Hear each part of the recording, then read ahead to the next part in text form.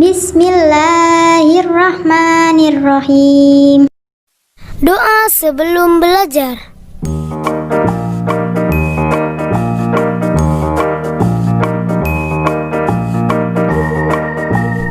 Assalamualaikum kawan-kawanku. Kita belajar yuk agar kita menjadi anak yang pintar. Jangan lupa kita berdoa dulu. Rabbi zidni ilma warzuqni fahma. Ya Allah, tambahkanlah aku ilmu dan berikanlah aku rizki akan kepahaman. Sebelum kita masuk ke teks eksplanasi, kita harus tahu dulu apa itu membaca intensif. Karena membaca intensif di sini nanti ini yang akan digunakan untuk kita menggali informasi apa sih yang ada pada teks eksplanasi. Ya, apa itu membaca intensif? Ya, membaca intensif adalah suatu kegiatan membaca yang dilakukan secara cermat dan teliti terhadap suatu teks yang dibaca. Kemudian tujuannya supaya kita bisa mencari informasi secara detail atau diterapkan juga pada pencarian informasi sebagai bahan diskusi. Ya. Kemudian kita masuk ke pokok pembahasan yaitu teks eksplanasi. Apa itu teks eksplanasi? Teks eksplanasi adalah teks yang dibuat untuk menjelaskan proses terjadinya suatu peristiwa atau fenomena secara ilmiah, baik berupa fenomena alam maupun fenomena sosial. Ciri-ciri dari teks eksplanasi. Yang pertama, yaitu memuat informasi berdasarkan fakta. Jadi, informasi yang ada pada teks itu fakta atau nyata. Yang kedua, sifat informatif ya. Sifatnya informatif, tidak berusaha untuk mempengaruhi pembaca agar percaya terhadap hal yang dibahas. Ya, terhadap hal yang dibahas artinya dalam teks eksplanasi itu hanya bersifat informasi saja atau memberikan informasi. Kemudian teks eksplanasi itu strukturnya terdiri dari yang pertama, yaitu berupa pembuka atau pernyataan umum. Pada pembuka atau pernyataan umum, di situ merupakan gambaran awal. Jadi diceritakan gambaran awalnya itu tentang sesuatu yang akan disampaikan nanti pada teks tersebut. Jadi baru berupa gambaran awal. Nah, intinya berada di mana? Ya, inti dari teks eksplanasi itu berada di isi atau deretan penjelas pada teks eksplanasi. Nah, di situ berisi inti penjelasan yang akan disampaikan pada teks. Kemudian struktur yang ketiga atau yang terakhir yaitu penutup atau interpretasi.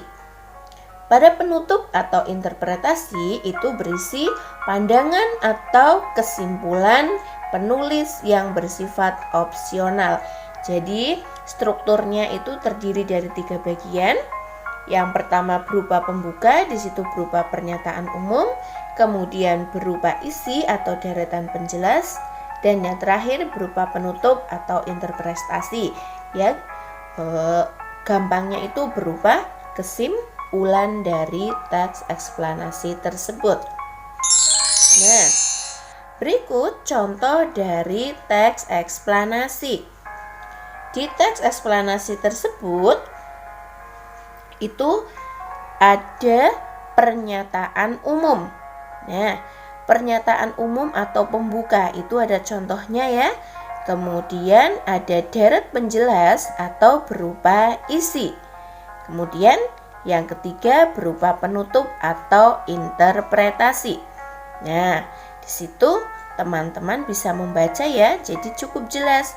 Oh, mana sih yang contohnya berupa pernyataan umum, mana yang berupa deret penjelas, dan mana yang berupa penutup. Nah, Supaya teman-teman bisa mendapatkan informasi secara detail mengenai teks eksplanasi tersebut, teman-teman harus menggunakan teknik membaca yang tadi, yaitu teknik membaca intensif. Caranya, teman-teman harus membaca perlahan-lahan, pahami ya, tidak cepat-cepat karena ini membaca intensif, bukan membaca cepat. Nanti di situ teman-teman akan menemukan informasi penting apa yang ada pada teks eksplanasi tersebut. Ya, lanjut. Kemudian pada teks eksplanasi itu menggunakan kalimat efektif. Nah, di sini kita akan mempelajari apa sih itu kalimat efektif dan kalimat tidak efektif serta beberapa contohnya. Kalimat efektif adalah susunan kata yang mengikuti kaidah kebahasaan secara baik dan benar. Nah, berarti kalimat tidak efektif apa? Ya, kalimat tidak efektif itu kebalikannya. Berarti kalimat efektif itu kalimat yang tidak mengikuti kaidah kebahasaan secara baik dan benar. Nah, berikut contohnya.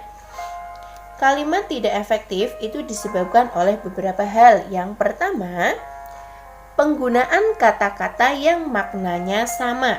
Jadi ada kata-kata yang mempunyai arti sama tetapi dalam satu kalimat. Nah, ini contohnya. Kalimat tidak efektif. Tas ini merupakan adalah tas kesukaan Tino. Nah, kalimat efektifnya di situ gunakan salah satu. Teman-teman pilih salah satu. Mau menggunakan kata merupakan atau mau menggunakan kata adalah. Nah, di situ contohnya dirubah menjadi tas ini merupakan tas kesukaan Tino. Atau teman-teman menjawab tas ini adalah tas kesukaan Tino. Boleh. Kemudian yang kedua, suasana di rumah Pak Rahmat sangat ramai sekali. Nah, di situ ada kata sangat dan sekali. Itu penggunaannya berlebih-lebihan. Nah, diganti menjadi kalimat yang efektif, yaitu suasana di rumah Pak Rahmat ramai sekali. Lanjut. Penggunaan kata bentukan beserta maknanya. Nah, contohnya, pertemuan itu dihadiri para pejabat-pejabat. Nah, di situ para pejabat-pejabat. Para itu sudah menunjukkan banyak, kemudian pejabat-pejabat juga menunjukkan banyak. Jadi gunakan salah satu. Sehingga dirubah kalimat efektifnya menjadi pertemuan itu dihadiri para pejabat. Yang kedua, kita harus saling tolong-menolong. Ya, saling tolong-menolong. Ada kata saling, kemudian ada kata tolong-menolong. Padahal tolong-menolong itu sudah menunjukkan perbuatan yang dilakukan saling antar satu orang dengan orang yang lain. Jadi gunakan salah satu sehingga tidak menimbulkan makna yang ganda. Nah, di situ dirubah menjadi kita harus saling menolong dalam kesulitan. Kemudian yang ketiga, penggunaan dua kata hubung yang semakna atau mempunyai arti yang sama. Ini kata hubung. Ya. Kata hubung yaitu kata yang digunakan untuk menghubungkan antar kalimat. Contoh yang pertama, meskipun sakit, namun Dito tetap pergi ke sekolah. Nah, di situ ada kata hubung meskipun dan namun. Padahal itu mempunyai arti yang sama. Sedangkan itu digunakan pada satu kalimat sehingga itu tidak efektif. Jadi teman-teman harus memilih salah satu. Nah, itu bisa dirubah menjadi meskipun sakit, Dito tetap pergi ke sekolah. Atau bisa juga Dito sakit namun tetap pergi ke sekolah. Boleh ya. Yang penting gunakan salah satu dan kalimatnya itu menjadi efektif. efektif. Kemudian yang kedua, setelah memasak, kemudian ibu mencuci baju. Kalimat efektifnya, ibu memasak, kemudian mencuci baju. Atau teman-teman bisa menjawab, setelah memasak, ibu mencuci baju. Boleh ya. Lanjut. Yang keempat atau yang terakhir, yaitu penggunaan subjek yang berlebihan. Subjek itu berupa pelaku. Nah, contohnya, Meta ingin menulis cerpen setelah Meta membaca cerita Ivan. Nah, di situ ada penggunaan subjek yang berlebihan, yaitu subjek Meta. Harusnya gunakan satu saja. Menjadi kalimat efektifnya menjadi Meta ingin menulis cerpen setelah membaca cerita Ivan. Nah, di situ tidak ada tanda hubung koma karena kata penghubungnya itu berada di tengah-tengah. Jika kata hubungnya itu berada di awal atau anak kalimatnya berada di awal, kita beri tanda koma. Misal seperti ini. Setelah membaca cerita Ivan, koma, Meta ingin menulis cerpen. Nah, itu baru betul. Kemudian yang terakhir, saya berdoa sebelum saya makan. Nah, di situ subjeknya itu berupa kata ganti. Saya berarti kata ganti orang pertama tunggal. Nah, kemudian sayanya itu dibuang salah satu. Nah, sehingga berubah kalimat efektifnya menjadi saya berdoa sebelum makan. Ya. Kemudian pada teks eksplanasi di situ kita harus menggunakan kata-kata baku karena kembali lagi tadi ke pengertian teks eksplanasi, yaitu teks yang berupa karya ilmiah. Itu menceritakan tentang fenomena alam maupun fenomena sosial. Jadi tadi harus menggunakan kalimat yang efektif dan menggunakan kata yang baku. Ya, kata baku itu apa, teman-teman? Ya, kata baku itu adalah kata-kata yang sesuai dengan Kamus Bahasa Indonesia atau sesuai dengan aturan yang sudah ditetapkan atau sesuai dengan ejaan bahasa Indonesia yang baik dan benar. Nah, berikut beberapa contoh kata baku. Nah, banyak sekali teman-teman.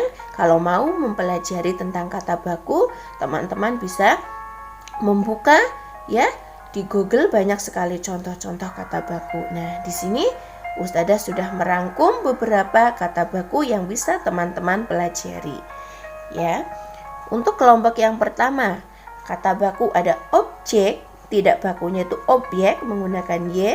Kemudian paham, tidak bakunya faham. Pikir, tidak bakunya fikir.